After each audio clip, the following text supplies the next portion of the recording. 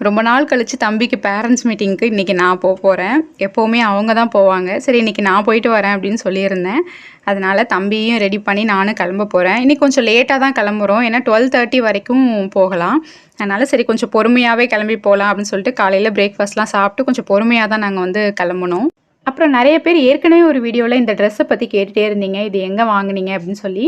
இந்த ட்ரெஸ்ஸோட மெட்டீரியல் பார்த்தீங்கன்னா, 250 சம்திங் தான் மீஷோல வந்து நான் வாங்கியிருந்தேன். ஸ்டிச் பண்ணது பார்த்தீங்கன்னா, என்னோட தம்பி தான் வந்து பண்ணியிருந்தான். எனக்கு வந்து அப்பதான் கம்ஃபர்டபுளா இருக்க மாரி இருக்கும். ஆ அது கேட்டீங்கன்றதுனால சொன்னேன். அப்புறம் காலையில பிரேக்ஃபாஸ்ட் பார்த்தீங்கன்னா, புட்டு தான் ரெடி பண்ணியிருந்தேன். சிம்பிளா அரிசி மாவு புட்டு செஞ்சுட்டு, அதில வாழைப்பழம் கட் பண்ணி போட்டு சாப்பிட்டோம் அப்படின்னா, சூப்பரா இருக்கும். ரொம்ப ஹெல்தியாவும் இருக்கும்.